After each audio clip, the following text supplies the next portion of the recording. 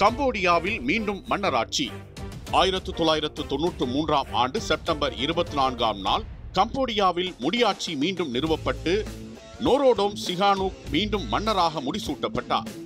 இரண்டாம் உலகப் போருக்கு பிறகு கம்போடியா பிரெஞ்சு காலனித்துவத்திலிருந்து விடுபட்டு 1953ஆம் ஆண்டு சுதந்திரம் பெற்றது. இளவரசர் நோரோடோம் சிஹானூக் மன்னராகவும் பின்னர் நாட்டின் தலைவராகவும் இருந்தார். அவர் நாட்டை நடுநிலையாக வைத்திருந்தாலும் அமெரிக்கா மற்றும் வியட்நாம் போர் சூழ்நிலையில் கம்போடியாவின் நிலை இழுபறிக்குள்ளானது. 1970ஆம் ஆண்டு அமெரிக்கா ஆதரவு பெற்ற லோன் நோல் தலைமையிலான இராணுவ புரட்சியின் மூலம் சிஹானூக் பதவி நீக்கம் செய்யப்பட்டார். சிஹானூக் பதவி நீக்கப்பட்ட பின்பு கம்போடியாவில் க்மேர் ரூஜ் என்னும் கம்யூனிஸ்ட் இயக்கம் வலுவடைந்தது. 1975இல் போல் போட் தலைமையிலான க்மேர் ரூஜ் கம்போடியாவின் ஆட்சியை பிடித்தது. க்மேர் ரூஜ் ஆட்சி காலத்தில் சுமார் 20 லட்சம் மக்கள் பசி, பட்டினி, கொடுமைப்படுத்தல் மற்றும் படுகொலைகளால் உயிரிழந்தனர். இந்த காலம் கம்போடிய இனப்படுகொலை காலம் என்று அழைக்கப்படுகிறது. 1979இல் வியட்நாம் படைகள் கம்போடியாவை ஆக்கிரமித்த போது க்மேர் ரூஜ் ஆட்சி வீழ்த்தப்பட்டது. வியட்நாம் ஆதரவு பெற்ற அரசாங்கம் அதிகாரத்தை கைப்பற்றியது. இதை எதிர்த்து கேமர் ரூஜ் மற்றும் மன்னர் நோரோடோம் சிஹானூக் தலைமையிலான குழு உட்பட பல ஆயுத குழுக்கள் சண்டையிட்டன.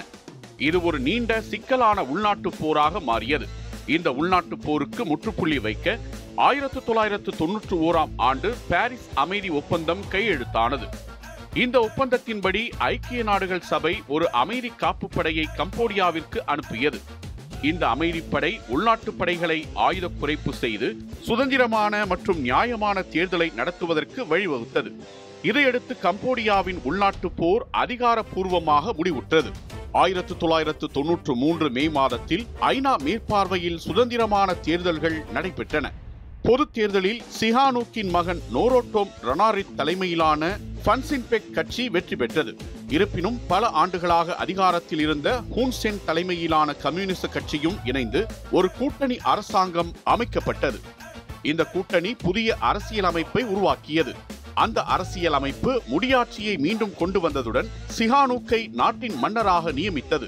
சிஹானூக் தேசிய அளவில் மதிக்கப்பட்ட ஒரு தலைவர் என்பதால் அவரை மீண்டும் மன்னராக நியமிப்பது பல்வேறு அரசியல் பிரிவுகளுக்கு இடையே சமரசம் ஏற்படுத்துவதற்கான ஒரு முக்கியமான வழியாக கருதப்பட்டது.